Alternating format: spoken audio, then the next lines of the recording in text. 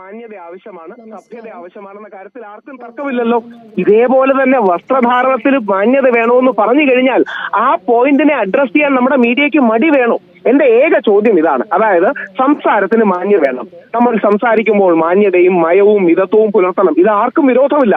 പകരം ഇതേപോലെ വസ്ത്രധാരണത്തിലും സഭ്യത വേണമെന്ന് പറഞ്ഞാൽ പ്രശ്നമുണ്ടോ? ഇനി ഒരു കാര്യം ഞാൻ താങ്കളോട് ഒന്നുകൂടെ ആവർത്തിച്ച് ചോദിക്കുകയാണ്. നമ്മുടെ മലയാളികളിൽ ഒരാൾക്കെങ്കിലും, ഇത് എന്റെ വാക്കുകളല്ല, ഫറാഷിബിലയുടെ വാക്കുകൾ എടുക്കുകയാണ്, കേർട്ട്സി ഫറാഷിബിലയാണ്, ഹണി റോസ് എന്താണ് ഈ കാണിക്കുന്നത് എന്ന് പരസ്യമായിട്ടോ രഹസ്യമായിട്ടോ ചോദിക്കാത്ത ഒരു മലയാളിയെങ്കിലും കേരളത്തിലുണ്ടോ? ഇത്രയും ഓബ്വിയസ് ആണ്, പകൽ വെളിച്ചം പോലെ വ്യക്തമാണ് കാര്യങ്ങളെന്നിരിക്കെ ഹണി റോസ് വിമർശിക്കപ്പെടാൻ പാടില്ല എന്ന് പറയുന്നതിന് എന്തർത്ഥമാണ്?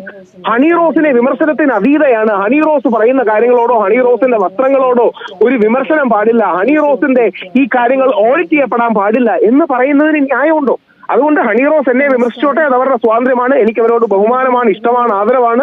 രാഹുൽ, വിമർശനവും അധിക്ഷേപവും രണ്ടാണ്. വസ്ത്രധാരണം എന്നുള്ളത് ഒരു വ്യക്തിയുടെ സ്വാതന്ത്ര്യമാണ്, അത് ഭരണഘടന ഉറപ്പു നൽകുന്നതാണ്. ഭരണഘടന ഉറപ്പു തരുന്നത് വസ്ത്ര സ്വാതന്ത്ര്യമാണ്. ആ വസ്ത്രത്തിന് സഭ്യതയുടെയും മാന്യതയുടെയും അളവുകളില്ല. ഇനി ഞാൻ ഒരു കാര്യം കൂടെ ചോദിക്കാം. ഞാൻ താങ്കളോട് നെഗറ്റീവായിട്ടല്ല